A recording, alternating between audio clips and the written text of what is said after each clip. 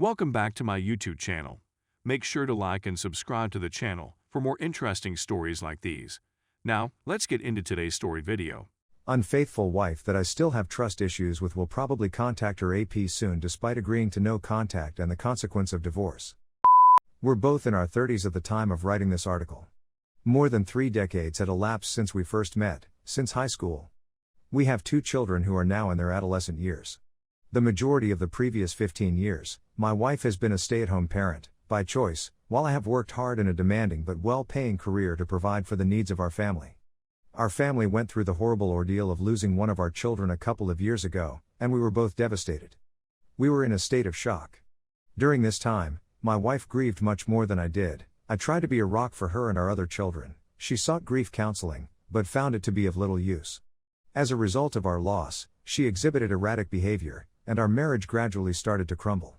We had a big drunken fight around 2 years ago, during which I said very hurtful things and called her names, but she didn't say anything back to me, no physical abuse.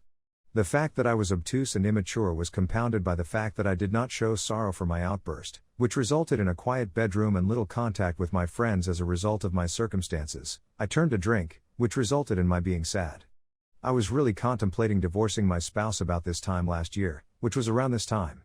I really want things to improve between us, but I've come to realize that in order for that to happen, we both have to change. I proposed that we seek marital counseling as a final resort as a last-ditch effort. She declined, but I had IC. Because of the abundance of physical activities I participated in, I was able to quit drinking, lose weight, and get into the greatest physical form of my life. My psychological well-being, as well as my attitude toward my wife, have both improved as a result of this experience. We were both happy. We had just recently begun to have relations with one another again, and our marriage seemed to be on the mend as a result. Consequently, things were beginning to look good again until I unintentionally found her extramarital affair. It's clear that there were several red flags, but I never doubted her and felt she would never violate my confidence. In the process of snooping around, I confronted her with some of the material I had gathered from various other sources. For the most part, I was informed that there had been no affair, and I was only given parts of information. For example, she claimed to me that she had only kissed her AP a few times, but her story was full with falsehoods. Her astonishment was completely taken by surprise as a result of our encounter and my following queries. My evidence of their progressing beyond kissing was ready and waiting for her when she acknowledged to having unprotected contact with the AP on numerous occasions the following day.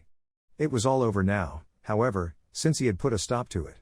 In the next year, after our epic drunken fight the year before, we started having encounters with one another.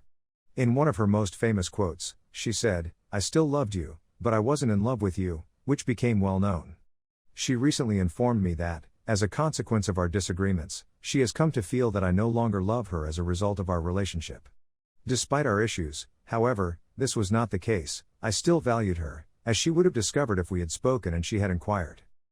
As soon as my wife admitted her guilt, I took her phone away from her. Her email and social media app credentials were supplied to me by her, along with her username and password. However, even though there were definitely gaps in conversations that were erased shortly before her revelation of the physical affair, I had a very decent understanding of the general story by this point. After my wife's phone died, I messaged the AP to obtain his version of the story and to warn him that he would be in danger if he continued to meet with my wife the following day. The next day, I got an answer. It was virtually similar to his recall of the events that my wife had. As a result, he had terminated the physical affair due to the grief it would bring to both families, and since he chose a life with his BS over a life with he had decided to terminate the physical affair. He told me that my wife was a great person and that she had fallen in love with him, and it was at that point that he decided to call it quits since things had become too serious for him.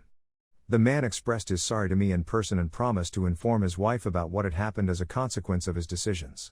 In the end, I told him that it was his choice since I didn't want anybody else to have to go through what I had gone through. He agreed. I told him that if he ever came across my wife again, I would alert her right away and have him arrested. In spite of the fact that my primary goal was to put keylogger software on my wife's phone, I did not instruct him to discontinue contact with her. It's important to remember that we were in the midst of an emergency lockdown at the time, which meant that they couldn't see or contact with one another. They would talk to one another for many weeks to come. They were best friends. Her AP was notified by my wife, who informed them that I was aware of their presence.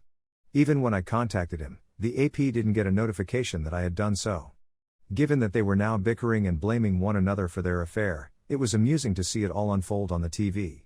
The same time that I was yelling at her for manipulating and treating me brutally in an effort to rescue our marriage or save her from being kicked out of our home, she started sending me love bombs. I was attempting to keep her from being evicted from our house at the time.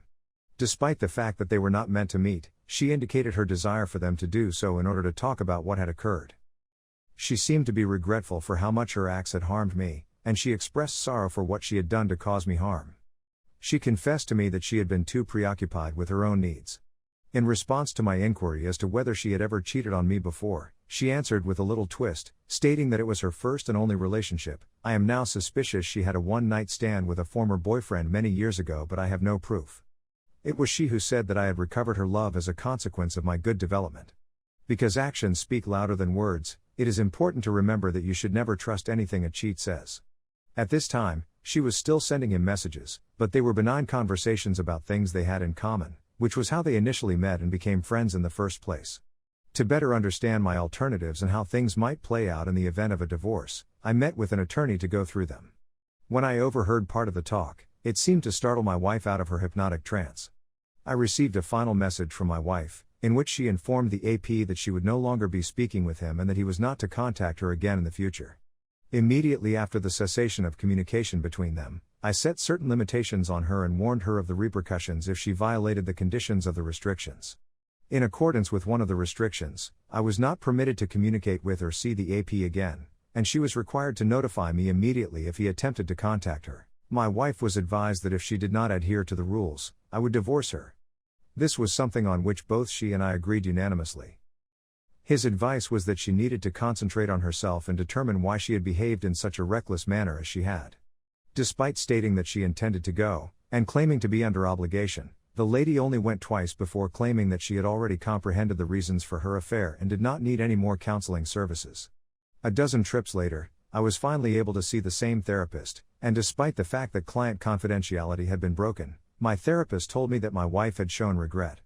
In this case, it happened a couple of months ago.